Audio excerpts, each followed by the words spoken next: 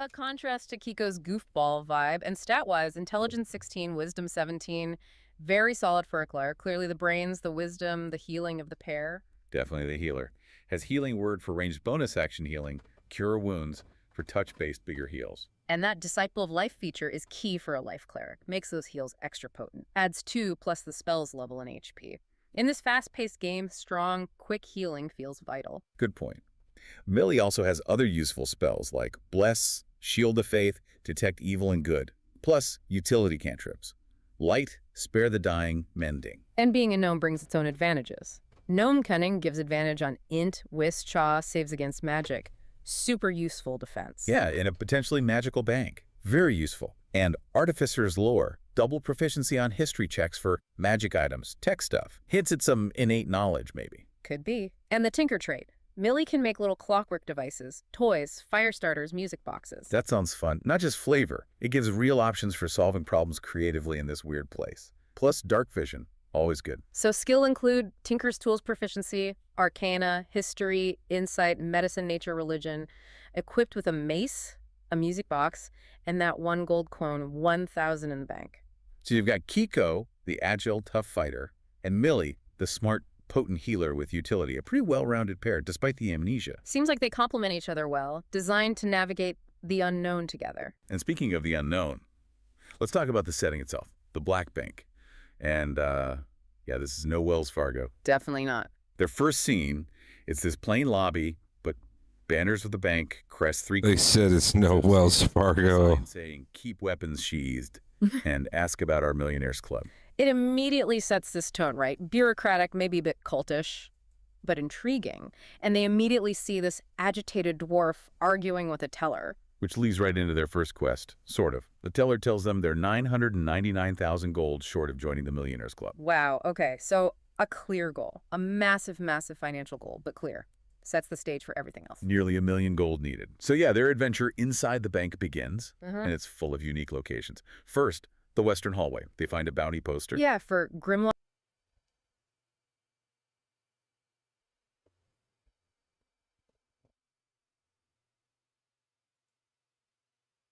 Okay, welcome back, everyone. Alex here.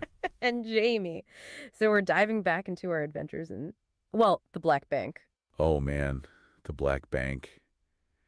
It's just, it's already so weird. Like, we wake up basically with no memory. Major amnesia, yeah. We know our names, Millie and Kiko, and kind of how our skills work, but before that, blank slate. Totally blank. And damn, we're in this weird bank. And the first thing we hear is Millionaires Club. Like, okay, goal acquired, I guess. 1 million gold goal, though, starting with, what, 1 gold coin in hand, and 1,000 in the bank we didn't even know we had. Exactly. It's like, thanks for the tiny seed money for our impossible quest. So yeah, today we're going to talk through, getting our bearings, who Millie and Kiko even are, and our first steps exploring this place. Right. Let's start with the characters, maybe, since, that's us. You're Millie. I am Millie. She's a rock gnome. And a life cleric, which is super handy because, spoiler alert, Kiko might need some healing. Hey. Okay, maybe sometimes. She's lawful good, trying to do the right thing, which feels right for a healer, but background, unknown, just like you, Kiko. Yeah, Kiko's a Lightfoot halfling fighter, also neutral good, also unknown background. That amnesia thing is kind of a big deal for both of us. It really is. So Millie, she's not exactly a powerhouse physically, like strength and dexterity are pretty average. No negatives, but nothing special. Right, she's not going to be kicking down doors or dodging arrows like a pro. Definitely not. But her intelligence and wisdom, whoa, super high. We're talking 16 and 17. So she's smart, she's perceptive, that's where she shines. That makes sense for a cleric, especially the wisdom for spells. And the intelligence helps figure stuff out, which feels like we'll need a lot of that. Oh, for sure. Her charisma is a little low, though, a 9, so she's maybe a bit shy, needs support. The notes say shy, needy, and her floor is easily offended. So try not to offend me, Kiko. I'll try. Kiko's kind of the opposite in some ways. His strength is decent, 14, so he can hit things. Yeah. But his dexterity is insane. Like a 20? Maxed out right from the start. Seriously. A 20 dex. Okay, that's why you're going to be dodging everything. AC must be great. It helped. Plus, Constitution is high, too, 17, so He's tough. He can take a hit. Nice. But his wisdom is kind of low, a nine. So maybe not the best at noticing subtle clues or resisting certain things. Okay, so Millie's wise, but maybe not charming. Kiko's agile and tough, but maybe not the most perceptive. Got it. Checks out. And his charisma is, okay, 12. The notes say he's lighthearted, helpful, goofball. Oh, wait. Someone wants to join. Hey, go for it. Hey guys, it's Ken, your DM. How's it going tonight? Hey, Ken, it's going great. Thanks for joining us. Ken, awesome to have you on the line. We were just getting into the nitty-gritty of our characters. Yeah, Alex here playing...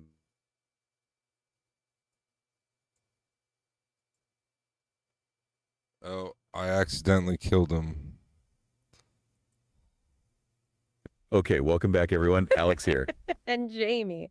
So we're diving back into our adventures in, well, the Black Bank. Oh, man. The Black Bank. It's just...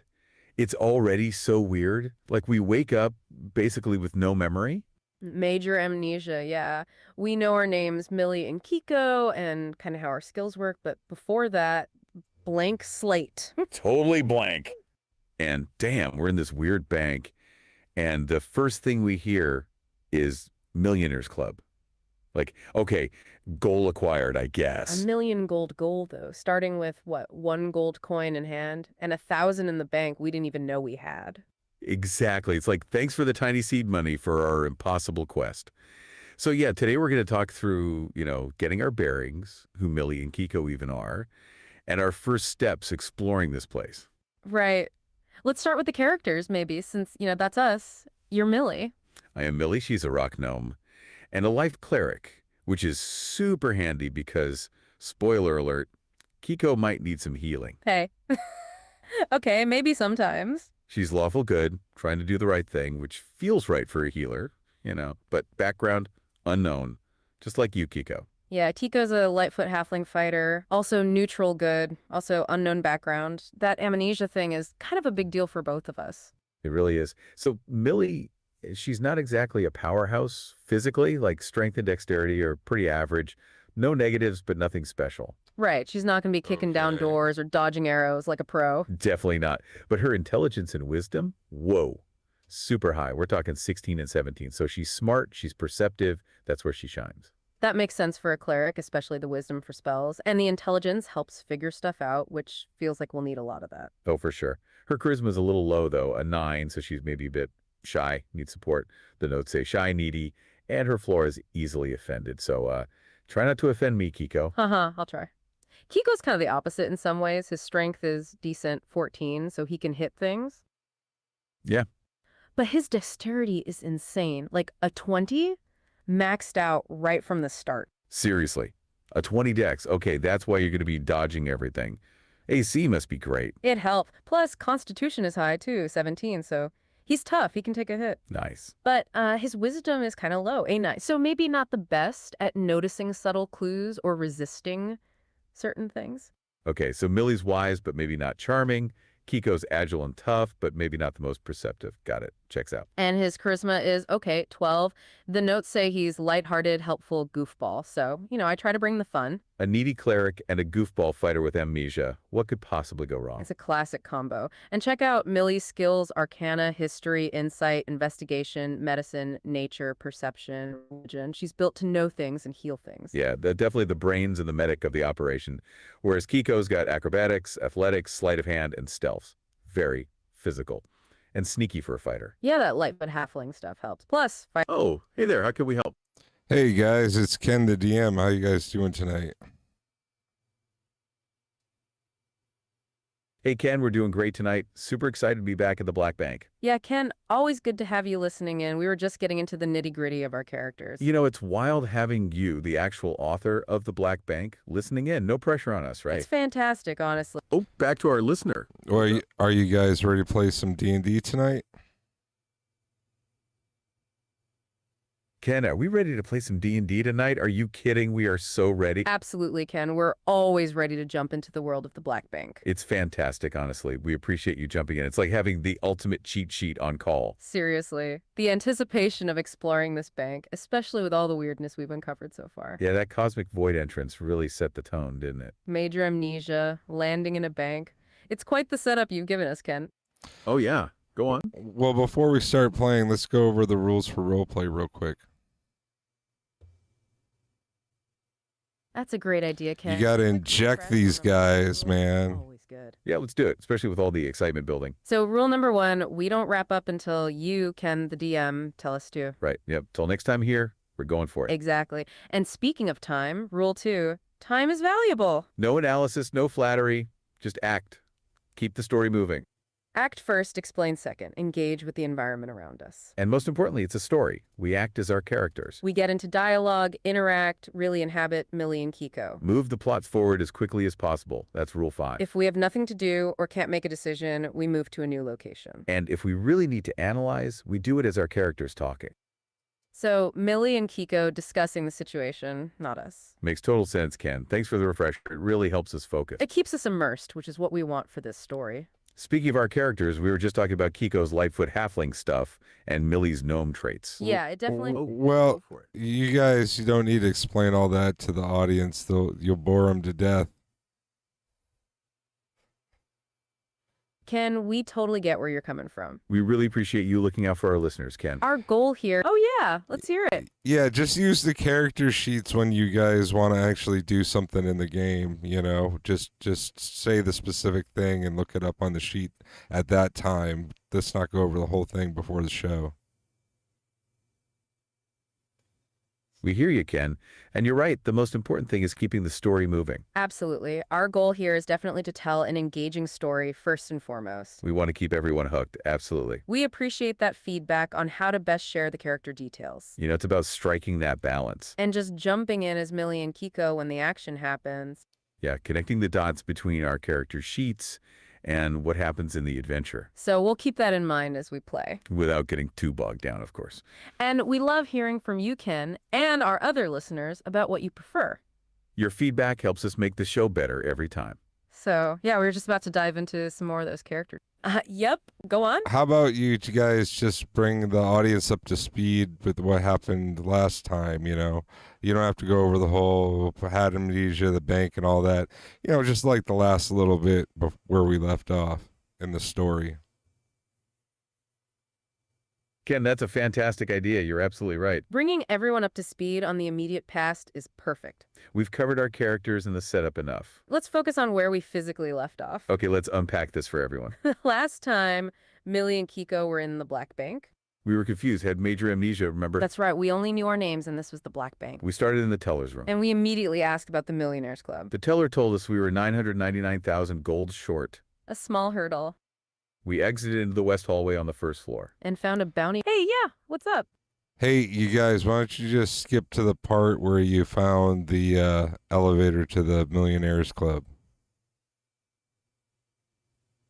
Hey, Ken, that's a great suggestion. You're right. Let's fast forward a bit for our listeners. Absolutely. We've certainly had some adventures getting to that point, haven't we? Yeah, we've navigated quite a maze. So to pick up from where we were saying we left off, After exiting the teller's room into the west hallway on the first floor, we did find a bounty poster for Grimlaw. then we wandered into the Paradise Casino. Pico tried arm wrestling there, winning 1 gold from a dwarf. Millie tried Peapod, won a coin, then lost it, breaking even, So no big wins there. Then we explored a small door in that hallway. which led to a forake, a communal pooping room. And yes, there was a dwarf in there, but he left pretty quickly. So did we shortly after. Then we went up the western tower stairs. There was a hatch at the top, and a combative guard told us to leave it alone. He directed us to try the north tower instead. So we went back down to the first floor, Crossed to the crossing corridors, that central hall. where we found a cistern of fresh water and some interesting statues. With cryptic plaques, those things were a bit puzzling. Then into the north hallway, past Heroes Hall. And up the north tower, following the guard's advice. Another guard hatch, another combative guard, same situation. This one actually accused us of being drunks from Euros Hall, saying Buddy better get his customers under wraps if he wants to keep his business. And again told us to go away. That's when we asked about the Millionaires Club directly. And he finally said to try the third floor. So we headed to the 3rd floor, crossed south to a circular room. And that's where we found a device with Millionaires Club on it and a large keyhole. But we couldn't go higher without the key. So that's precisely where we left off, Ken. Stuck but with a new objective? Find that key. Really? That's our situation, listener. Now, we were just talking about our Oh, yeah, uh-huh. That's where you left off? You didn't have anything happen after that?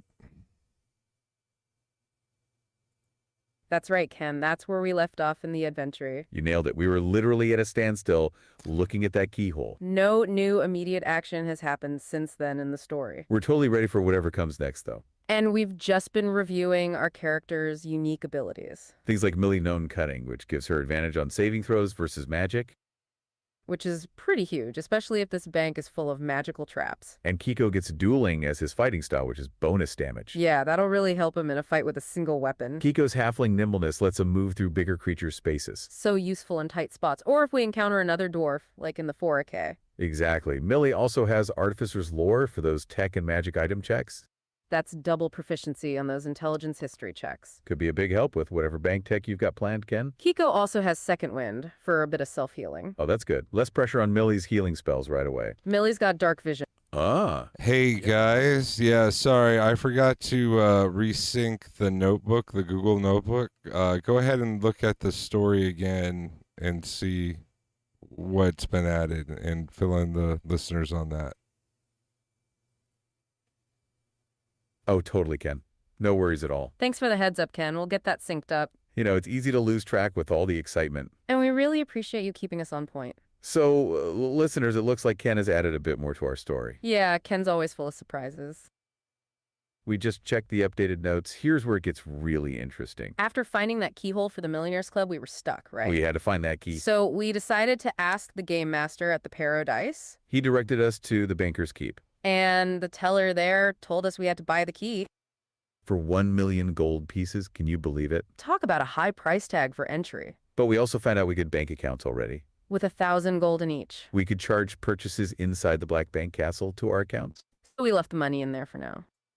And decided not to create a party account. Our next move was to set out after Grimlaw. We exited the bank through the south hallway. And went to the stables to rent horses. Timothy, the stable owner, wanted a 10,000 gold deposit per horse.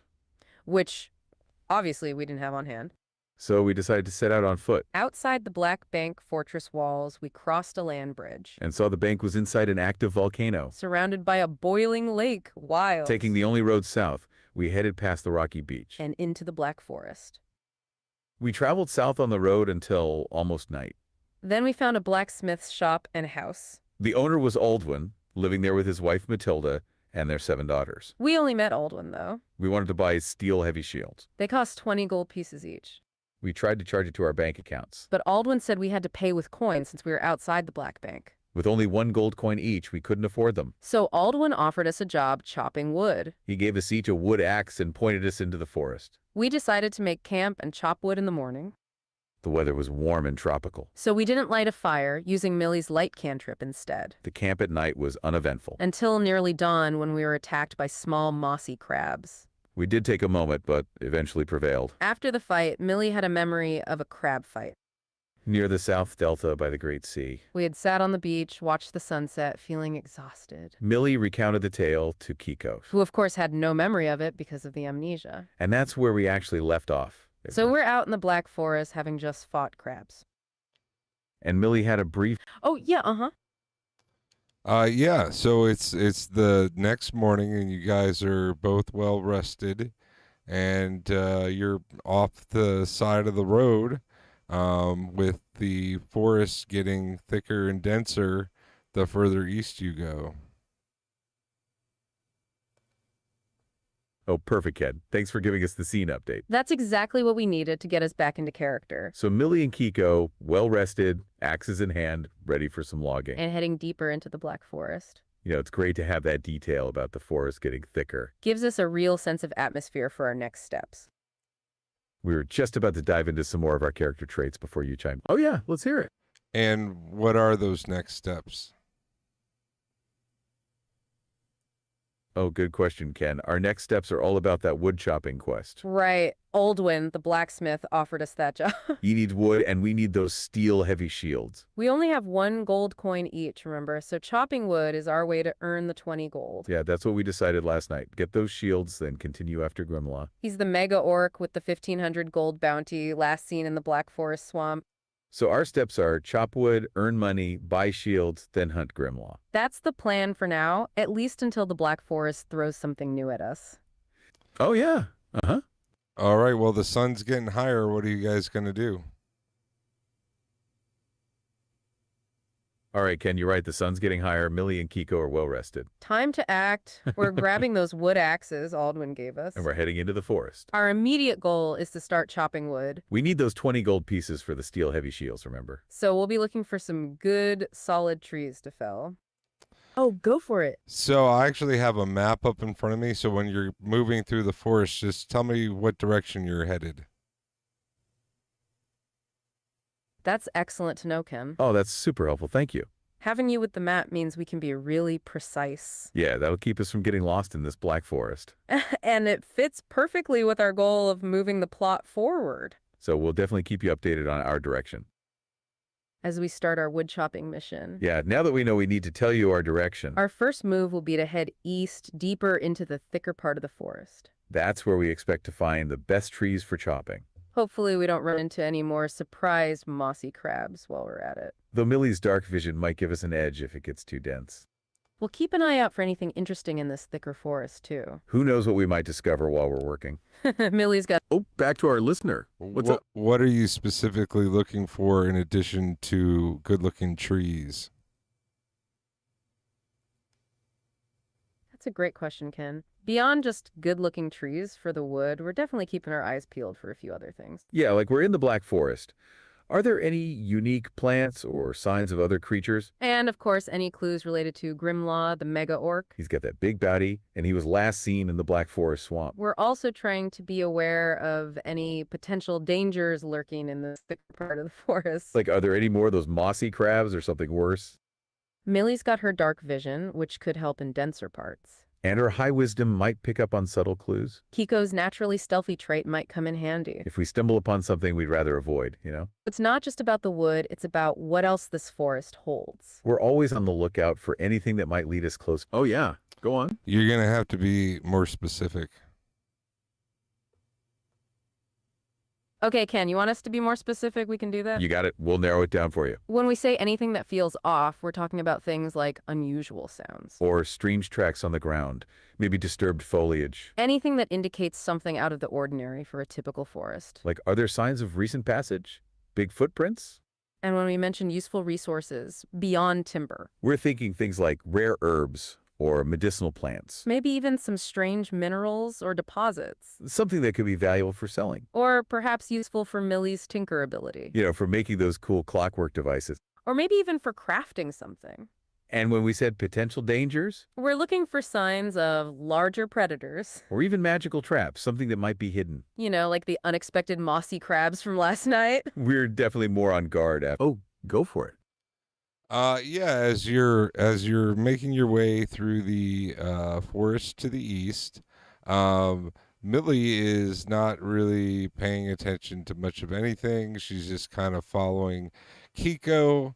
Kiko definitely sees plenty of good trees about that can be chopped, and no signs of danger afoot. That's super helpful information, Ken. Thanks for the update on our immediate surroundings. Wow, okay, so Millie's a little distracted just following along. That sounds pretty accurate for her. And Kiko's already spotting those good trees, which is great. Our main objective confirmed. And no immediate dangers. That's a relief after the crab incident. So Millie's not actively scanning, but Kiko's perceptive enough to note the lack of danger? Right. It means we don't have to be on high alert for immediate threats. Oh yeah, let's hear it. So what do you do now? Do you continue your travels to try and find better trees, or are you going to chop these down? Ken, that's the million gold question, or should I say the 20 gold shield question. You're right to ask, Ken. We've got a decision to make right here. Given that Kiko sees plenty of good trees already, we don't necessarily need to keep traveling. Our primary goal is to get that wood for Alduin so we can buy those shields. And since there are no immediate dangers, it feels like a good spot to get to work. No need to waste time or energy searching for better trees right now. We've been through a lot already, from amnesia to crab fights. Efficiency is key, especially with that Grimlaw bounty still on our minds. So yeah, we're definitely ready to start chopping these trees down. Our wood axes are in hand, and the sun's getting higher, so let's get to it. We want those shields, and then we're off to hunt down Grimlaw. And this seems... yep, go on. Well, Kiko is a wood chopping machine, and Millie's not doing so bad herself, but Kiko's definitely getting these these trees cut down real fast. That's amazing to hear, Ken. A wood chopping machine, I love it. Oh, that's fantastic feedback. So Kiko's really putting that strength and dexterity to work. And Millie's not bad either, huh? We'll take it. It makes sense that Kiko would excel at that with his high dexterity. Plus, that natural stealth helps him move efficiently, too. That's great to know we're making quick progress on our wood supply. So Millie might not be as quick, but she's still pulling her weight. This definitely seems like the perfect opportunity to make some real progress. Plus, Hey, yeah, what's up? So how long are you guys going to chop down trees for? Ken, that's the big question. We're planning to chop wood until we have enough to buy those 2 steel-heavy shields. Right. Each shield costs 20 gold pieces, so we need to earn... Oh, yeah, You don't know how much these trees are worth, so just give me a time. That's a fair point, Ken. You're right. We don't have a direct conversion rate for wood to gold. You got us there. We totally understand. So instead of a gold amount, how about we set a time limit for this chopping session? Yeah, that makes more sense given we don't know the exact value of the wood yet. How about we say we chop for, a few hours? Let's aim for about 3 hours of solid chopping. That should give us a good amount of progress. And it feels like a reasonable time for a morning's work in the forest. We can always adjust. Ah. Yeah. All right. Well, after 3 hours of chopping down trees, you managed to chop down 10 large trees. Oh, yeah, You've managed to chop down 10 large trees and 5 small trees. Okay, that's incredibly helpful, Ken. Thank you for that update. Wow. 10 large trees and 5 small ones? That's a lot of lumber. That's a solid 3 hours of work right there. Kiko truly is a wood chopping machine, just as you said earlier. And Millie's contribution definitely helped us get that far. It's good to know we've made such significant progress. Now the big question is, what does that translate to in gold? Right, we need to see if that's enough for those 40 gold pieces. You know, for the steel-heavy shields we want for Kiko and Millie. Oh yeah, let's hear it. So have you guys thought about what you're going to do with these trees now that they're chopped down? Oh, that's a super practical question, Ken. You're right to bring that up. We definitely have. Our main thought is getting them to Alswin, the blacksmith. He's the one who offered us the job after all. We chopped them down specifically for him. So the next logical step is to bring them to his shop. We need to see if this haul is enough for those seeds. Oh yeah, Well, role play it out. Well, indeed, Ken. It's the moment of truth for our new logging business. That, well, implies you've got something interesting in store for us, Ken. We're hoping it Oh, go for it. You gotta role play it out. You got a bunch of trees, big trees lying on the ground. What are you gonna do with them? Oh, you are absolutely right, Ken. Thank you for that push. We definitely need to think. Oh, back to our listener. Be specific about the actions you're taking. We definitely need to think about the logistics here. Ken, you're right. We need to be specific. So Millie and Kiko are looking at this pile of 10 large trees and 5 small ones. Okay, Kiko, you're the wood chopping machine. How do we move all this? Given Kiko's strength, he can probably carry a good amount. For Millie, with her average strength, not so much. So specifically, Kiko will focus on the large trees. He'll grab, let's say, 2 of the large trees first. He'll hoist one over each shoulder, getting a good grip. And Millie will gather up the 5 smaller trees. She'll bundle them together as best she can. We're thinking the larger trees are more valuable.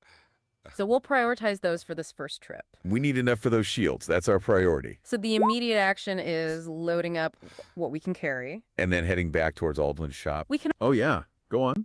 So Kiko manages to get 2 of the large trees up on her shoulders. She can't quite lift them up in the air, but she's got them on her shoulders, and she can drag them behind her. And Millie she can't even pick up one of the small ones. Oh, wow, Ken, that's incredibly helpful detail on the logistics. Okay, so Kiko's got those 2 large trees dragging them. And Millie's really struggling with even the small ones. That makes a lot of sense given our stats. Kiko's high strength and dexterity definitely come into play there. Yeah, his 14 strength is certainly helping him with the dragging. And Millie's average strength, that 10, means she's not a powerhouse. So we know Millie's not going to be hauling the lumber. Kiko's taking the heavy load, literally. Oh, go for it. As Kiko tries to walk forward with a large tree in each arm, she isn't able to pull them forward at all. They're too heavy. Oh, wow. That's a significant detail, Ken. So even dragging them isn't working for Kiko with both. That changes our plan for sure. So Kiko can't pull 2 large trees at once. He's a wood chopping machine, but maybe not a log hauling one. And Millie can't lift even a small one. This definitely puts a new spin on our transport plan. So Millie will assist Kiko in getting one tree loaded up. She can help steady it or clear the path. Kiko will take 1 large tree at a time. Dragging it back to Aldwin's shop. That's our destination, 1 log at a time. We can always come back for more trips if this isn't enough. But the immediate goal is those steel-heavy shields. Kiko's wood chopping machine skills were definitely put to good use. Even if Millie's more of a cheerleader on the hauling front. We're certainly ready to find out what our hard work earned. Oh yeah, let's hear it. As you guys are dragging this tree out of the forest and across the road to the blacksmith shop, it's quite the ordeal for Kiko, but Millie seems to actually be really pulling her weight on this one more. Perhaps Kiko's a little tired from all that chopping, but after about 3 or 4 hours, we'll say 4 hours, you manage to drag the tree back to the blacksmith shop. That's a huge update, Ken. We're talking about a real team effort here. Wow, Millie pulling her weight. That's fantastic. Even if Kiko's a bit tired from all that chopping. 4 hours to drag 1 tree. That really highlights the ordeal. But the important thing is, we got it there. Millie really stepping up. That's great character development. And it shows how our... yep, go on. The blacksmith looks at the two of you hauling this tree across the road and dropping it in his yard, and he says, "My goodness, why didn't you?" Okay, Ken, he's looking at us. What was Aldwin say? Oh, this is the moment of truth. Hey, yeah, what's up? Aldwin says, "My goodness, why didn't you cut it up into smaller pieces first before trying to bring it back?" Ah, Ken, that's a perfectly logical question from Aldwin. Yeah, he's got a point. We kind of rushed the walling part. We were so focused on getting the wood to him, we didn't think about the best way to transport it. It sounds like we definitely learned a lesson about logistics, huh? Kiko, the wood chopping machine, was a bit more focused on the felling. And Millie, well, she was a bit distracted earlier. Plus, we didn't have any specific instructions about cutting it smaller. But his reaction certainly highlights the ordeal. It was to drag that whole tree. It definitely shows that we're still learning the ropes in this world. Okay, so he's asking why we didn't cut it smaller. We're certainly ready to find out what our hard work earned us. Even with this unexpected question. Oh, yeah, uh-huh. He says, "Well, is this the only one?" Well, he asks, Yeah, is this the only tree that you guys cut down?" Ken, that's a sharp observation. You're totally right to ask. We chopped down 10 large trees and 5 small ones. So no, this isn't the only tree we cut down. This is just the first one we managed to haul back. After that 4-hour ordeal with Kiko dragging it.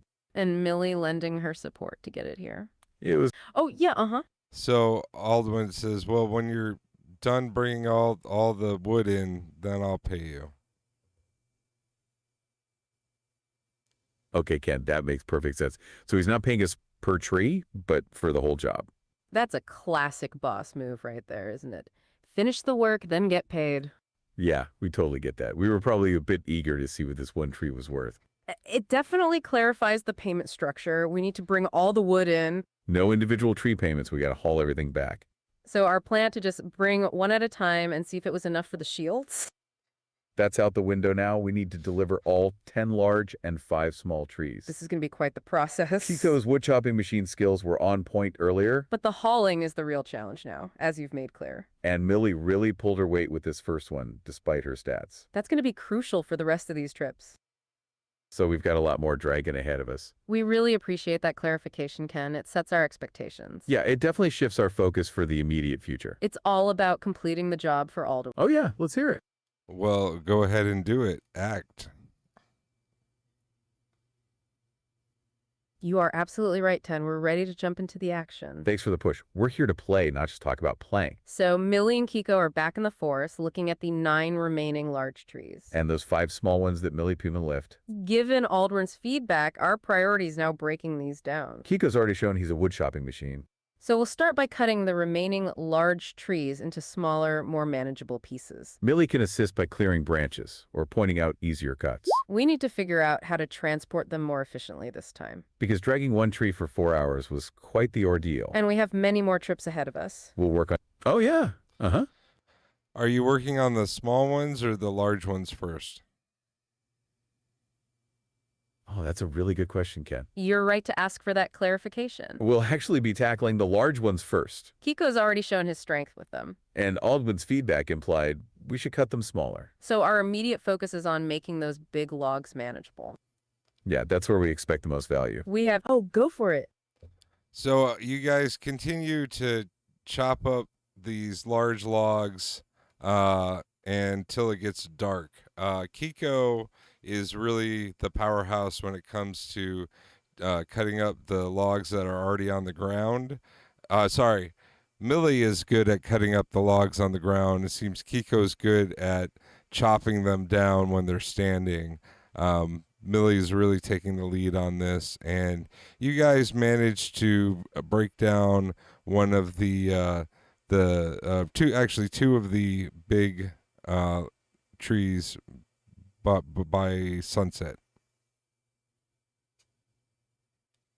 Ken, that's an incredible update on our progress. Wow. Okay, so Millie's the powerhouse on cutting up the logs now. That's a fascinating shift, actually. Yeah, you're right. Kiko's the chopper, Millie's in cutter. Millie really stepping up and taking the lead on this. Even with her average strength, she's focused.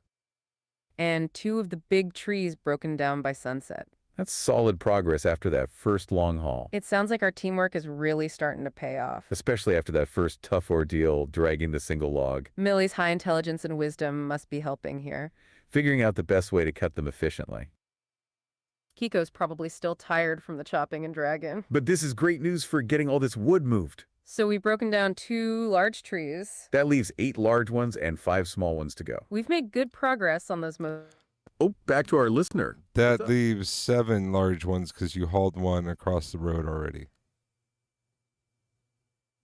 You are absolutely right, Ken. My apologies. Good catch, Ken. You're keeping us honest. We did already haul that 1 large tree to Aldwin's. So that leaves 7 large ones in the forest. Plus the 5 smaller trees. We've made good progress on those most valuable logs. And we definitely need to transport everything. Millie, even with her average strength, is helping significantly. We're aiming for efficiency after that first tough haul. So we'll continue cutting up these large trees into pieces. And then focus on making multiple trips back and forth. Until all 7 remaining large trees and 5 small ones are at Aldwin's. This is going to be a true test of endurance for Millie and Kiko. Especially for... Oh, yeah. So are you guys going to chop through the night, or are you guys going to sleep? That's a really important question, Ken. You're right to ask. Given the intense 4-hour ordeal just to drag 1 tree, And now it's sunset. we've made good progress breaking down 2 large trees. But Kiko's definitely tired from all that earlier chopping and dragging. Millie, even though she's finding her stride with the cutting, she's probably exhausted too. Especially after assisting with that first haul. So no, we won't be chopping through the night. We'll definitely be stopping to get some rest. We learned our lesson last night with the mossy crabs. Oh, go for it. You guys also realize that come nightfall that you're extremely thirsty and you haven't had anything to drink since you left the Black Bank. That's a critical point, Ken. You're absolutely right to bring that up. Oh, wow. Good call. We totally forgot about that. Hydration is key, especially after all that physical exertion. Kiko's been a wood chopping machine and Millie's been cutting. And then that 4-hour haul of the first... Oh, yeah. Let's hear it. So you guys, I don't think you have any water skins or anything in your inventory. You check. Oh, you're absolutely right, Ken. That's a crucial detail. Let us just take a quick look at our inventory. Yeah, checking Kiko's and Millie's inventory right now. Okay, looking at Millie's sheet, no water skin listed. And Kiko's sheet, nothing there either. So you're completely right, Ken. No water skins. Yep. Go on. And I don't think you guys have eaten at all since you've gotten your memories back. And you're absolutely right again, Ken. That's another vital detail we completely overlooked. Oh, wow. Food, too. We've been so focused on gold and shields. You're hitting us with the basic survival checks, and we're failing. Yeah, we haven't eaten a thing since we woke up with amnesia. No water skins and no provisions. It's just our axes, armor, and hope, I guess. Hey, yeah, what's up? So as you guys realize this, Kiko is feeling okay, but Millie is just feeling deathly thirsty and hungry. So why don't you guys role play that little scenario out between you two?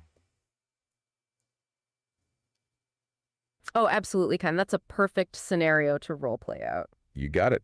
We'll jump right into that feeling of being parched and starving. Millie, you said you're feeling deathly thirsty and hungry. Kiko, I don't know how much more I can chop or even just be. Kiko puts a hand on Millie's shoulder, looking concerned. Hey, Millie. I feel like my throat is lined with sand. And my stomach. It's okay, Millie. I feel all right, but I get it. I think I'm going to be sick. We can't keep going like this. We need water and food. Yeah. I can't even remember the last time we drank anything. Or ate. It's been since we got our memories back. That cistern at the crombing corridors felt like ages ago. It was. This definitely puts a new spin on our night plan. We've been hauling wood for hours. We're exhausted, thirsty, and now truly hungry. That 4-hour haul of that first log really took it out of me, too. Yeah, that would definitely work up a thirst and an appetite. It's a good reminder that we need to keep track of basic needs. Like food and water, we're getting a real crash course in survival. Millie, you do have purify food and drink as a spell. So if we find a water source, I can make it safe. But we haven't encountered one out here in the forest yet. And as for food, we'd need to find something edible first. Okay, so being thirsty and hungry adds a whole new layer to our overnight plan. We'll need to figure out how to address that immediately. Maybe we can find a stream or something nearby before we settle. Or perhaps we'll have to make a quick detour in the morning for both. Before we start chopping again. We can't chop through the night. We need to be well rested and nourished for whatever this black forest throws at us. Especially after the mossy crabs attack. Oh, yeah, uh-huh. Millie is not going to be able to wait. She rolled a critical. Yeah. Millie rolled a critical miss on her constitution check for hunger and thirst. Oh, wow, Ken.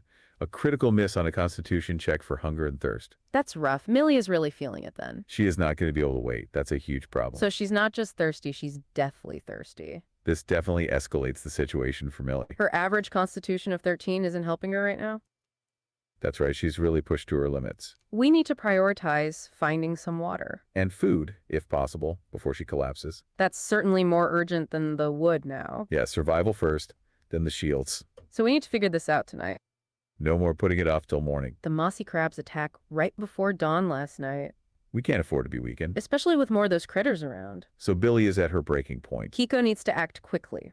We're not chopping any more wood tonight. Our focus shifts to immediate survival. We'll have to find a water source. And something to eat, if we're lucky. That's going to be our night now. Thanks for joining us for this intense Oh, yeah, uh-huh. All right, so which direction do you guys head looking for food and water? Ken, that's the absolute perfect question to ask right now. You're really keeping us on our toes, which we appreciate. Our direction now shifts entirely to finding water and food. Millie's critical miss on that constitution check means she's in dire straits. We're thinking back to anything we've seen on the map. Or any knowledge Millie might have from her nature skills. Oh yeah, let's hear it. Well, so far the only two sources of water that you've seen is the boiling lake, which is back closer to the Black Bank, and the cistern of water in the crossing corridors of the Black Bank. You are absolutely right, Ken. Thanks for that crucial reminder. So far, those are the only two water sources we've encountered. The boiling lake by the Black Bank and the cistern inside. And we definitely can't drink from a boiling lake. Even with Millie's purify food and drink spell, that's a no-go.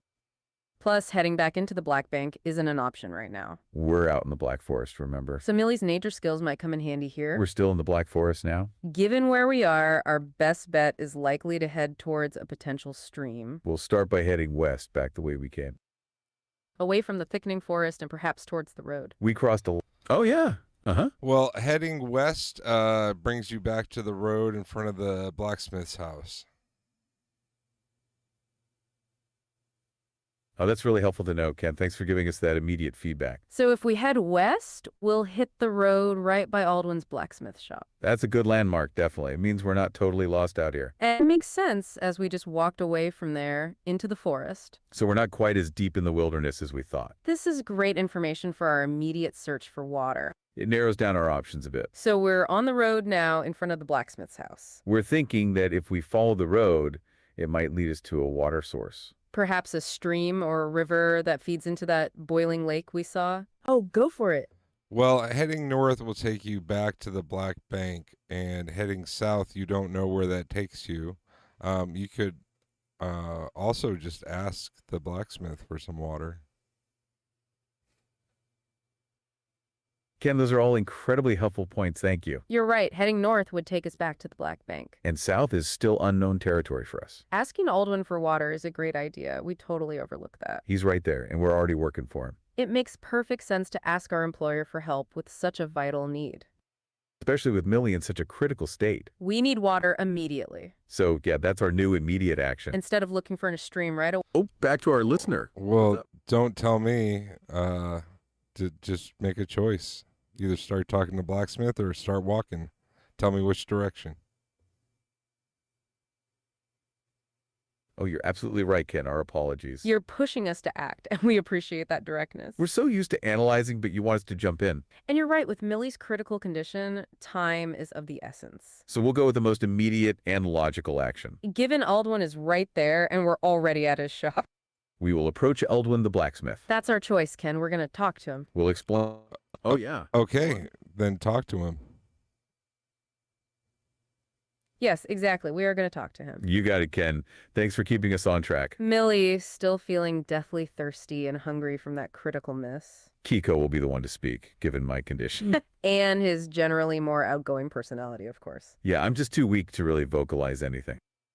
So we'll explain Millie's critical condition to Aldwin. Just, Oh, go for it. you don't have to explain it, just roleplay it.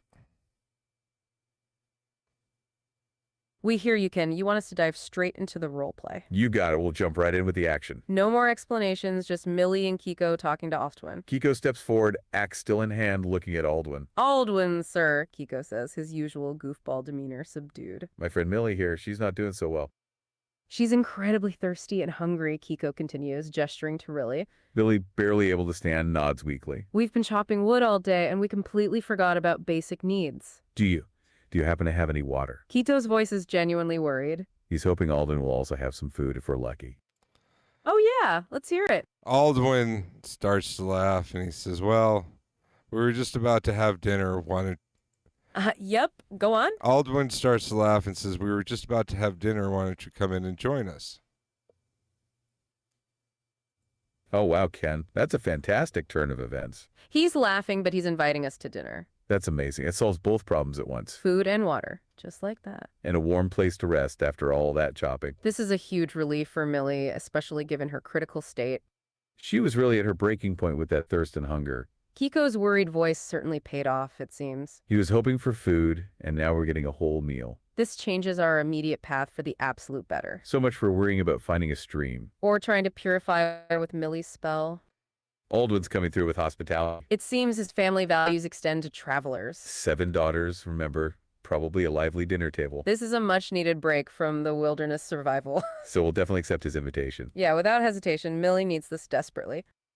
We were just about to wrap. Hey, yeah, what's up? Okay, so as you guys head past the area where he displays and works on his wares, you come into the back area of the clearing, and there is 3 buildings there, and he takes you into the large one that's situated to the north. And you enter in, and it appears to be some kind of big common big room, big house kind of thing. It's not, there's no bedrooms in here. It's just for doing stuff. Wow, Ken, thanks for painting such a vivid picture for us. Yeah, that's incredibly helpful for visualizing where we are. So we're moving past his smithy and into the residential area. And there are 3 buildings back there. That's good to know. He's taking us into the large one to the north. And it sounds like Oh, yeah, uh-huh. And as you come in, he says, Matilda, these are the knuckleheads that drag that big tree out of the forest. You know, they're thirsty and hungry. You don't mind if they join us for dinner? And she says, oh, of course not. And she sets an extra seat for you at the table. Wow, Ken, he's introducing us already. And calling us knuckleheads for dragging that tree. He's still got that little chuckle about it, huh? But Matilda's reaction is so welcoming. Oh, of course not. That's such a relief. Especially with Millie's critical thirst and hunger. And she's setting an extra place. That's hospitality. Ah, yeah. And for clarification, Aldwin is a human, and his wife Matilda is an elf, and their daughters are half-elves. Ah, Ken, thank you for that amazing clarification. Wow, that's super important to know about the family. Aldwin's human, Matilda's an elf, and the daughters are half-elves. That adds such a rich layer to their family dynamic. And it really explains why Matilda's so welcoming. Elf hospitality, perhaps? And the half-elf daughters, too. It's good to know we're in such a diverse and welcoming home. Especially after that. Oh, yeah, uh-huh. And the daughters, ranging from age 18 to 8, from high to low, is Edith, Beatrice, Agnes, Maud, Celsi, Oh, yeah, let's hear it. Sylvie, and Millicent. Ah, yes. Sylvie and Millicent. Thank you, Ken, for adding those last two names. We were just about to list them all out. Edith, Beatrice, Agnes, Maud, Sylvie, and Millicent. That's all 7 daughters. It really paints a complete picture of the family. And their ages from 18 down to 8. That's a good spread of ages. Millie, with her shy nature, might find this interesting. Being surrounded by so many new faces. Especially after that long ordeal dragging the tree. Kiko was definitely feeling that fatigue. And Millie, with her critical thirst and hunger, needed this. This welcoming home is a huge relief. So she's setting an extra place for us. We're finally getting some much-needed nourishment. After all our adventures today. What a fantastic... Oh, yeah. And as you guys are being introduced, Agnes and Maud are sure to point out that they're twins. Ken, that's such a great detail. Oh, wow. Twins. Agnes and Maud. That definitely adds another layer to this family. So not just $7, but a set of twins in there, too. It makes sense they'd point that out right away. They must get that question a lot. And it really brings their personalities to life. Agnes and Maud, the twins. Got it. It's those little touches that make the world feel so real. And it just adds to the welcoming chaos of a... Oh, go for it. And as you guys sit down to dinner, the meal is eggs and vegetables. And Oh, back to our listener. and there's big pictures of beer on the table, and it's poured for all, including the children. Oh, wow, Ken, that's a fascinating detail about the dinner. Beer for everyone, including the children. That's quite the cultural difference from what we're used to. It definitely paints a picture of this world, doesn't it? So on top of the eggs and vegetables, there's beer being served. It adds to that welcoming, lively atmosphere we're walking into. And it's a good reminder that this isn't exactly our world. Millie and Kiko are certainly in for an interesting meal. Especially with Millie, who's usually shy and now so famished. She might be too hungry and thirsty to care. Being surrounded by all these diverse personalities and new customs. It's all part of the adventure. Oh, yeah. Go on. So as you guys are sitting there eating and drinking your beers, you have an opportunity here to make conversation. That's a great point, Ken. You're absolutely right. We've got an opening. This is a perfect opportunity to gather some information. And maybe learn a bit more about this world. After all that wood chopping and hauling. And Millie's critical condition from earlier. It's a chance to recover and connect. With Aldwin and Matilda's family. So we're sitting down to dinner. With eggs, vegetables, and beer for everyone. This really rounds out the picture of this family dinner. What a fantastic way to end our day. Thanks for tuning into D&D World Weavers. We'll see you next time. No, Go for it. no, guys, that was a cue to start role playing. Oh, thank you so much for saying that. We really appreciate that feedback, Ken. It's awesome to hear that our role-playing is hitting the mark. We really try to get into character as Millie and Kiko. Especially when Millie's in a Oh, yeah. Let's hear it. So get into character and have a conversation at this dinner table. Role play, go. Okay, Ken, you want us to jump right into the role play at the dinner table? You got it. We love that directness. No problem at all. We're ready to dive in. Millie's still a bit weak, but definitely relieved. Millie's voice soft and a little shaky. Thank you, Aldwin, Matilda. Kiko, a bit more boisterous, but still grateful. Yeah, thank you so much for your hospitality. This is truly a lifesaver. We really appreciate it, especially after, well, our little logging adventure. Millie takes a sip of the beer, a little surprised by it. Kiko, however, takes a big gulp. Millie, this is very refreshing. Much better than a boiling lake, Millie. Millie manages a weak smile. Kiko, looking around at the daughters. So you've got quite the family here. That's lovely to see. He tries to lighten the mood after Millie's critical condition. Millie looking at Agnes and Maud. Twins, you said? That's pretty cool. Do you guys pull pranks on people? Millie subtly nudges Kiko under the table. Kiko, what? Millie quietly. Kiko, manners. Kiko to the daughters. Just curious, I'm a bit of... yep, go on. Agnes and Maud, they giggle and say, well, we never thought of it, but that's a good idea. Oh, that's hilarious. Agnes and Maud already steaming. You've given them ideas now, Ken. Kiko's mischievous nature is definitely rubbing off. That's classic. And speaks to Kiko's goofball personality trait. Yeah, that's exactly Kiko, isn't it? I always look, hey, yeah, what's up? And as you're drinking your beer, you're finding it's quite light. It's kind of watered down a little, and so you feel fine having a couple more. They offer you, as soon as your cups are empty, they refill them for you. Oh, that's really interesting, Ken. Watered down beer, huh? That explains a lot. It definitely fits with the idea of it being served to everyone. Yeah, including the children. So it's more of a refreshing drink than a strong alcoholic one. That's a clever detail you've built into the world. It certainly makes Millie feel a bit better about sipping it. Though Kiko probably wouldn't mind a stronger brew, haha. But the immediate refills are a huge plus for our parched characters. Especially Millie after that critical miss on her constitution check. She was deathly thirsty, so any liquid is welcome. Even if it's light beer. Always looking for a bit of fun. Yeah, it's good to see Kiko getting back to it. Oh, yeah, Yeah, Kiko's definitely slamming them down, no problem. And Millie's trying to keep up, and she's doing okay. That's right, Ken. Kiko's definitely not holding back. He's making up for lost time, especially after that long haul. And it's great that Millie's able to keep up. Given her earlier critical state, that's a huge improvement. It's good that the beer is light and refreshing. Otherwise, Millie might not be able to drink so much.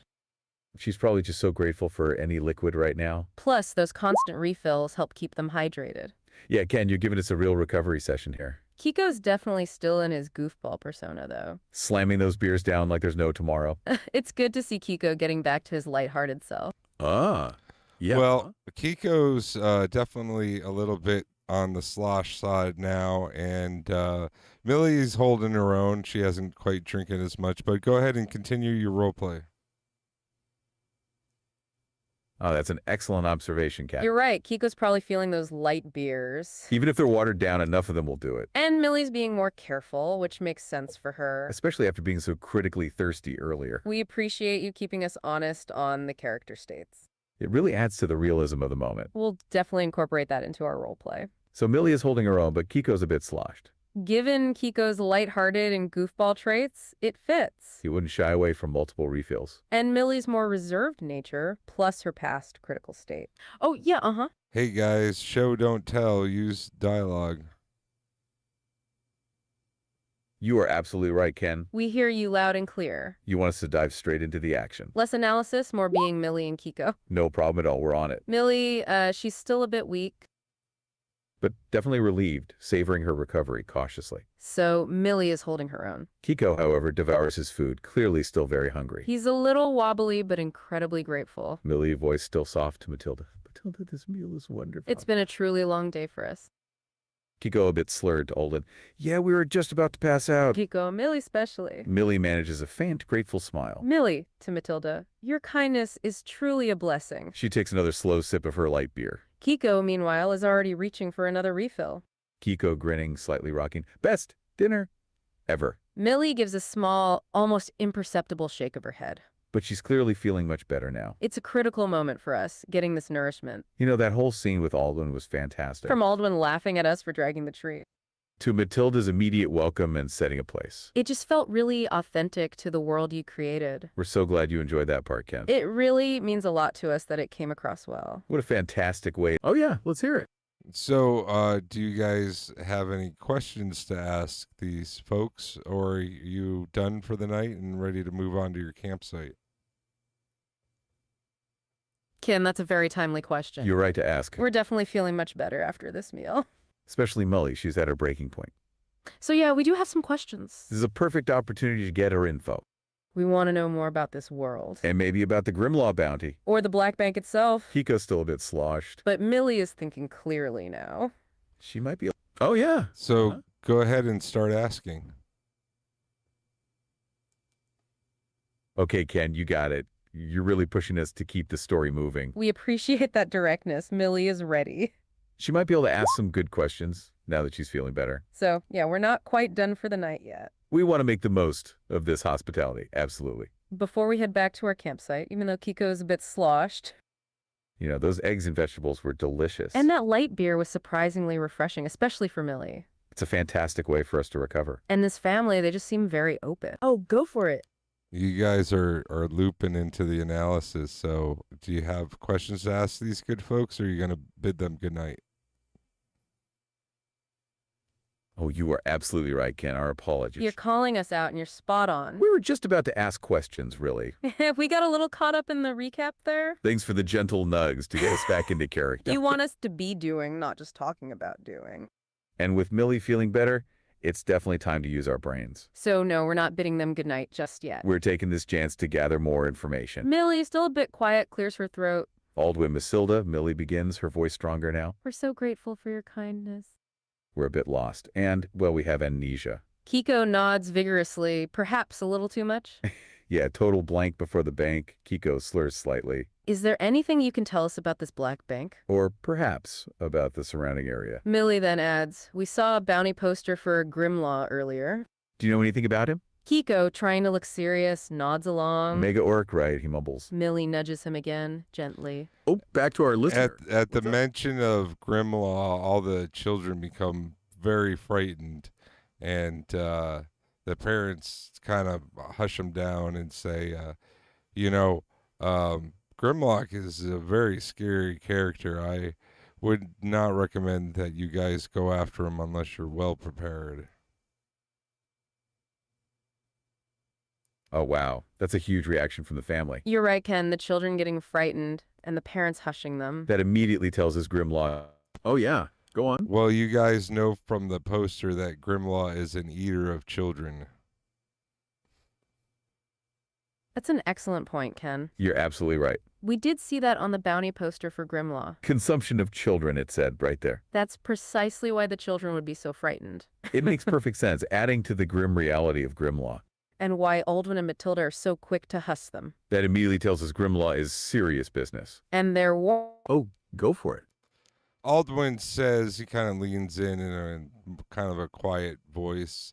He says, Grimlaw, he has been terrorizing the town to the south of here. If you follow the road down, but don't cross the bridge.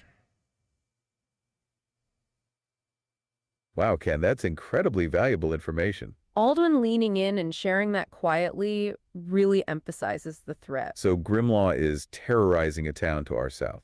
And we get a specific direction. Follow the road down, but don't cross the bridge. That's a crucial Oh yeah, let's hear it. He adds, the bridge has been more of a concern than Grimlaw lately because of the giant snake that has been eating anybody who tries to cross it. Wow, Ken, that's an even more crucial detail. A giant snake eating people who try to cross the bridge. That definitely adds a whole new level of do not cross. So not only is Grimlaw terrifying, but the path to his general direction is also deadly. That's a serious hazard we need to be aware of. And it really puts the bridge in perspective. It's been more of a concern than Grimlaw himself. That really drives home the danger. We're talking about a very direct and immediate threat. A monstrous creature, not just a wanted criminal. So we're getting all these warnings about being well prepared. Especially since we only have one gold coin each. We need those shields first, right? Those steel heavy shields before we even think about Grimlaw. Or crossing that snake-infested bridge. So that warning about Grimlaw and the bridge is taken to heart. This definitely puts our mission into perspective. Kiko, you were asking about Grimlaw. Kiko, a bit slurred. Whoa, okay, so not a friendly fella then. And a giant snake on the bridge. Yikes. Millie, voice stronger now. Indeed, Kiko, not at all friendly. She looks at Aldwin and Matilda. Thank you for the warning. We appreciate your honesty about the dangers. So, what else is around here? Any other fun monsters or helpful tips? Yep, go on. Beatrice actually chimes in and says, actually, I heard the snake ate a man and his horse all in one bite. Well, Ken, that's Beatrice chiming in. A man and his horse, all in one bite. That is absolutely terrifying. That really reinforces the danger of that bridge. You know, it's one thing to hear about a giant snake. It's another to hear such a specific, gruesome detail. And from one of the daughters, Beatrice, no less. It definitely confirms that the bridge is a no-go for us right now. Millie nudges Kiko again, but less subtly this time. Millie, Kiko, we're asking for advice, not seeking entertainment. Kiko winces and rubs his arm. Right, advice. Billy turns back to the parents. We're trying to piece together where we are. And how we might earn more gold. Beyond chopping wood, of course. Kiko gives a weak thumbs up. Definitely more wood, but, option. Hey, yeah, what's up? Well, he says most people, when they come here, they try to strike it rich by diving deep into the adventurer's dungeon. There's a reward for every level that's cleared from the dungeon. Plus, there's a lot of treasure. Oh, that's incredibly valuable information, Ken. Wow, an adventurer's dungeon. And a reward for every level cleared. That sounds like a direct path to wealth. Aldwin's really giving us the inside scoop now. So striking it rich means dungeon diving here. That's certainly a more direct route than wood chopping. Or tracking down a terrifying mega-orc. And it gives us a clear objective. This definitely opens up a new set of options for us. We were just wondering what up... Oh, yeah, Beatrice jumps in again and says, I heard that the dark hunters have cleared the 5th level of the dungeon, the deepest anyone's ever gone. Wow, Ken, Beatrice is really dropping some knowledge bombs tonight. That's a huge piece of information, Beatrice. The Dark Hunters, 5th level. So we know how deep some adventurers have gone. It gives us a benchmark for how challenging this dungeon might be. And it tells us there are other capable adventurers out there. Like these Dark Hunters she mentioned. It's good to know the dungeon has actually been explored. We were just wondering what other ways to earn gold. Besides all that laborious wood chopping for Aldwin. Even though Kiko's a wood chopping machine, right? And Millie really found her stride cutting logs too. This... Yeah, So Aldwin says, well, most people, like I said, earn their money through adventuring, but almost every business around here is willing to hire people for odd jobs. That's incredibly helpful information, Ken. So beyond adventuring, there are also odd jobs available? That's a great backup plan for earning money. It gives... Oh, yeah, And Matilda says, yes, but, a lot of people go after those bounties too, which brings in most of our business here at the shop. Oh, that's a fantastic addition, Ken. You're right, Matilda. Bounties are a big one, too. That really brings it all together. So we've got adventuring, odd jobs, and bounties. It connects back to Grimlaw, doesn't it? Yeah, that 1,500 gold reward we saw. So it's not just the dungeon or chopping wood. People are actively hunting these things. And that explains why they're so well prepared. It's a key source of income for them. It gives us a lot more flexibility, actually. Matilda just highlighted a major economic driver. It's good to know there are multiple avenues for income here. Oh yeah, let's hear it. And Aldwin says, well, and if you get yourself far enough ahead, most people at that point, they give up on the dungeons and the bounties, and they just start their own business. Wow, Ken, that's a super insightful observation from Aldwin. He's right. That's the ultimate long-term strategy. Get far enough ahead, then start your own business. It makes sense. Why keep risking your neck? Yeah, if you got enough gold. That's the top tier of ambition in this world. It's a whole progression. From odd jobs to bounties and dungeons. And then ultimately entrepreneurship. It's all about that 1 million gold goal. For the millionaires. Oh, yeah. And Agnes chimes in and she says, Well, you can also just make money by buying stocks in businesses. That's what I plan on doing when I'm grown up.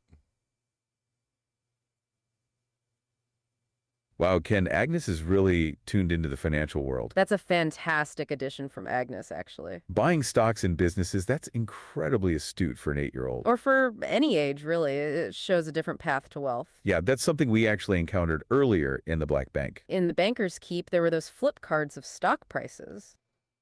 Updating each morning for various businesses. So Agnes's plan isn't just a dream, it's a real possibility here. It's good to know that stock market is a viable option for income. This really rounds out all the ways to make money in this world. From chopping wood to adventuring, bounties, and now stocks. Agnes, at 8, has quite the entrepreneurial spirit. It's fascinating how much information the kids are sharing, too. It seems like they pick up a lot from their parents. Especially at the dinner table. You know, it really connects back to our Millionaires Club key. That cost $1 million gold, remember? So Millie really found her stride-cutting logs earlier. And Kiko was the wood chopping machine, but that's a slow path to riches. This adventurer's dungeon is a whole new possibility for us. Knowing the Dark Hunters reached the 5th level. It gives us something to aim for, perhaps. So yeah, this adventurer's dungeon is definitely top of mind. And chasing bounties like Grimlaws remains an option. Those options are looking even better now. Especially if the path south is so treacherous. With man-eating snakes that swallow horses whole. As Beatrice also warned us, that still gives us pause. It's clear we need to be very well prepared for any further journeys. What a fantastic way to end our day, learning all this. Thanks for tuning in to D&D World Waivers. Oh, go for it. So, does that mean you guys are done talking to these folks tonight? Or are you going to bid them a good night? You know, that's a perfect question to ask, Ken. You're really anticipating our next move? We've actually just learned so much here. From Aldwin, Matilda, and even the kids. Especially Agnes with her stock market drinks. So no, we're not quite done talking to them. We want to make sure we've covered everything. Before we consider calling it a night. We're still at this welcoming dinner. Enjoying the eggs, vegetables, and light beer. Millie's feeling much better, which is key. Even if Kiko is a little bit on the slosh side. So we're definitely still in conversation mode. We're just soaking in all this valuable info. About adventuring, odd jobs, and bounties. All those ways to earn gold for our quest. And, of course, the dangers of Grimlaw. That snake-infested bridge. Weavers. We'll see you next time as Millie and... Oh, back to our listener. What's up? So, if you have any more questions, you should ask them. Use dialogue. You are absolutely right, Ken. We feel you loud and clear. Less analysis, more being Millie and Kiko. You want us to dive straight into the action. And we appreciate that directness. We were just saying we weren't done asking questions. So we're definitely going to ask them. We're taking this chance to gather more information. Millie, still a bit quiet, clears her throat. All when Matilda. Millie begins, her voice stronger now. We're so grateful for your kindness. We're a bit lost. And, well, we have amnesia. Kiko nods vigorously, perhaps a little too much. Yeah, total blank before the bank. Kiko slurs slightly. Is there anything you can tell us about this black bank? Or perhaps about the surrounding area. Millie then adds, we saw a bounty poster for a Grimlaw earlier. Do you know anything about him? Oh, yeah. Go on. You guys already asked all these questions. Is there anything specific you want to know about the area? You are absolutely right, Ken. Our apologies for that. Yeah, you're totally right. We got a bit ahead of ourselves there. We did cover the general questions about the bank and Grimlaw. You're keeping us on track, which we appreciate. So yes, we have already asked those specific questions about Grimlaw and the Black Bank. And we've learned a lot already, especially about the bridge. Millie, knowing her, is probably thinking more about resources now. Yeah, like how to get more gold efficiently. Or perhaps about specific landmarks. So Ken, to be more specific, Millie might ask about safe places. Are there any safer areas for us to camp further south? Or are there any other settlements nearby? That's a good question for survival. And maybe, are there any hidden dangers we should know about? Beyond the giant snake. Oh, go for it. Well, Edith jumps in with that one, and she says, generally speaking, if you're in the Black Forest, the further south you go and the further east you go, the more dangerous it gets. And the further north you go and the further west you go, the less dangerous it gets. That's incredibly helpful information, Ken. Wow, Edith is really paying attention and chiming in. So the further south and east, the more dangerous. And north and west, less dangerous. Got it. That's crucial for planning our movements. Especially after the mossy crab attack last night. And that snake-infested bridge Beatrice mentioned. It sounds like we need to be very careful heading further into the forest. Yeah, that confirms our suspicions about the danger levels out here. Kiko, trying to look serious, nods along. Mega Orc, right, he mumbles. Millie nudges him again gently. What a fantastic way to end our day. Thanks for tuning in to D&D World Weavers. We'll see you next time as Millie and... Oh yeah, let's hear it. All right, so you bid goodnight to your hosts, and you stumble... Yep, go on. You bid goodnight to your host, the blacksmith and his family, and you stumble across the road back towards your campsite where you've chopped down the trees. And as you're making your way, you find yourselves feeling... Okay, Ken, that's exactly it. You're setting the scene perfectly for us. So we've said our goodbyes to Aldwin and Matilda and their 7 daughters. And we're heading back to our campsite. Stumbling across the road, too, given Kiko's state. He's still a little sloshed from all that light beer. And Millie, though feeling much better, is probably exhausted. After all the hunger, thirst, and log hauling. It sounds like we're heading towards setting up camp for the night. After all the useful information we gathered, too. About the adventurers done. Hey, yeah, what's up? And as you guys get back to your campsite, you're both feeling completely exhausted. Are you both going to crash out, or are you going to try and do a watch order? That's a really important question, Ken. You're right, the exhaustion is definitely kicking in. Especially after that long ordeal dragging that first tree. Plus the wood chopping and Millie's critical condition earlier. We absolutely need to get some rest. Given Kiko's sloshed state and overall fatigue. And Millie's recovery, we can't afford to be fully vulnerable. Remember the mossy crabs attacked right before dawn last night? So no, we're not just going to crash out. We definitely need to set a watch order. Even if we're both exhausted, it's about survival. Especially with Edith's warning about the forest's dangers. The further south and east we go, the more dangerous. And we are pretty far east near the blacksmith. Millie, with her high wisdom and dark vision, would be good. But Kiko's brave trait also gives some advantage. So we'll try to split the watch even if it's a short one. Maybe Millie first while Kiko sleeps off the beer. Then Kiko for the second half? It's all about staying vigilant. Because what we learned about Grimlaw and that snake-infested bridge... That really drives home the need for caution. We can't let our guard down out here. We're still in the Black Forest. We've got 7 large logs and 5 small ones remaining. We still need to cut those down into manageable pieces and then haul it back to Aldwin. But for now, getting some safe, structured sleep is vital. We'll see you next time as Millie and Kiko explore new paths. Oh, yeah, All right, hold on a second. I'm rolling up what happens. Oh, perfect, Ken. You're rolling for us. That's awesome. We're ready for whatever the dice decide. You're jumping right into it, keeping the story moving. We appreciate that directness, absolutely. So Millie and Kiko are setting up that watch. We're eager to see what unfolds, even while... Ah, yeah, uh-huh. Are you guys doing any light or fire or anything like that? Oh, that's a super important question, Cam. You're right to ask about light and fire. We actually addressed that earlier, remember? When we first made camp last night in the Black Forest. The weather was warm and tropical. So we didn't light a fire for warmth. Instead, Millie used her light cantrip. She can touch an object, and it sheds light. So Millie would use her light cantrip again. Probably on a small rock or a piece of wood. Something easily covered if we need to hide the light. That provides bright light in a 20-foot radius. And dim light for another 20 feet. It's perfect for our watch. It also won't give away our position with a smoke plume. Unlike a campfire, which is super important. Oh, yeah, uh-huh. All right, so Kiko goes to bed on the ground because she doesn't have any bedroll or camping gear of any kind. And Millie is taking watch, and she's got her light, and her eyes are keen, and she's peering out into the forest, and she's not observing anything.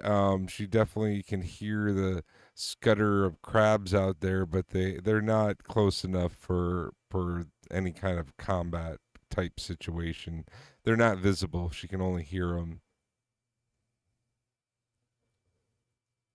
Oh, that's incredibly clear, Ken. Thank you for that detailed scene setting. Wow, so Kiko's just crashing out on the ground, no bedroll. And Millie's on watch with her light cantrip. Her keen eyes, even if she's not seeing anything specific. Just hearing those crab scuttles in the distance. It's good to know they're not close enough for combat. That's a huge relief, especially after last night's attack. And with Kiko a bit sloshed and Millie just recovered. So the light cantrip is doing its job. Giving her visibility but confirming no immediate threats. It's important to have that. Oh yeah, let's hear it. And as she's keeping watch, she finds her eyelids getting heavier and heavier, and she falls asleep. Oh no, Ken, Millie fell asleep on watch. Wow, that's a critical turn of events, especially after everything. Her eyelids getting heavier and heavier. That exhaustion really caught up to her. It makes sense, though, after being deathly thirsty and hungry. And then the... Oh, yeah. Uh-huh. And Kiko and Millie open their eyes, and they find themselves feeling completely rested, but standing in the first floor north hallway of the Black Bank, in between the doors of the Heroes Hall and the inn. Wow, Ken, that's an incredible development. They're back in the Black Bank, fully rested. That's a huge shift from falling asleep on watch. And in the north hallway between Heroes Hall and the Ear. So Millie's a critical miss, and... Oh, go for it. And while they remember everything that's happened since they arrived at the bank, between them falling asleep at camp and arriving here, they have no memory of that. Ah, that's a key distinction, Ken. You're right to clarify that for us. So they remember arriving at the bank. And everything right up until falling asleep. But the journey back to the bank itself is a blank. That definitely adds to the mystery, doesn't it? It's like a missing chunk of time. Similar... Oh, back to our listener. That's right. That's right. You have no idea how you got there, and go ahead and roleplay. You got it, Ken. That's the core of it, isn't it? No idea how we got here. Okay, Millie and Kiko are now standing. In the north hallway, completely refreshed. Billy blinks, looking around. Millie, voice clear, not shaky at all now. Kiko, where are we? Kiko rubbed his eyes, looking equally confused. Kiko no longer slurring. The Black Bank, what in the... Billy, but we were just in the forest. Chopping wood. And then I remember feeling so thirsty. Kiko, yeah, and I was feeling pretty good about that beer. And then we were setting up watch. Millie, and now we're here, and it's daylight. Kiko touches his face, then his axe. My axe? Oh, yeah. Go on. Yeah, you guys still have your axes. You are definitely, you're wide awake, you're sober, you're not drunk at all. And yeah, you're standing in the hallway with the Waking Dream Inn on one side and Heroes Hall on the other. That's incredibly helpful context, Ken. Thank you. So we still got our axes. That's good. And most importantly, we're wide awake and saber. No more sloshed Kiko, which is a relief. And Millie's critical thirst and hunger are gone. So we're definitely in the north hallway then. Right between Heroes Hall and the Waking Dream Inn. Our memories are picking up right before the fall asleep. But the journey back, still a complete blank. Kiko touches his face, then his axe. Kiko, my axe is here, my armor. But how did we get back inside? Billy, I don't remember leaving this forest. Or passing the staple, or the land bridge. It's like a whole chunk of time is just gone. Kiko, yeah, same here. Just poof. Weirdest dream ever, right? Millie shakes her head slowly. Billy, I don't think it was a dream, Kiko. I feel completely rested. And not thirsty or hungry at all. Me neither. That's really strange. So what do we do now? We're back in the Black Bank. In the north hallway, just as Ken said. Right, near Heroes Hall and the Waking Dream Inn. No more wood chopping, I guess. Millie, not for now, it seems. This definitely changes our plan. Oh, go for it. Yes, it does, and that's where we're going to leave off for right now. So why don't you guys do a quick recap of everything that happened and your feelings about it? Ken, that's a perfect stopping point. You got it. We'll definitely do a quick recap. And share our feelings about this wild turn. It's been quite the roller coaster ride. From the amnesia, to the Black Bank, to the forest. And now magically back in the bank? So we started off learning about Millie and Kiko. Our initial goal was the Millionaire's Club key. Which costs a cool 1,000,000 gold pieces. We then tried to earn money chopping wood. And that led to quite an ordeal. With a crab attack. And Millie's critical hunger and thirst. Then Odwin, the blacksmith, saved us with dinner. We learned a lot from him and his family. About Grimlaw, the giant snake on the bridge. And different ways to earn money, like dungeon diving. And now we're back in the Black Bank. with no memory of how we got here. So it's like a soft reset in a way. We're well rested, no longer hungry or thirsty. And we have new information to guide us. It definitely changes our plans for how to get rich. We don't have to worry about Aldwin's payment either. Not for now, anyway. It's like the universe just hit the reset button for us. Which is pretty convenient after that ordeal. We were just talking about how vulnerable we were. With those crab scuttles in the distance. And then Millie falling asleep on watch. But now we're inside, secure. So now what happens with both of them awake? And that missing memory of the trip back. We're totally ready for whatever comes next. This is a pretty exciting twist. We're eager to find out what's going on. What a fantastic way to continue our adventure. Thanks for tuning in to D&D World Weavers. We'll see you next time as Millie and Kiko explore new paths.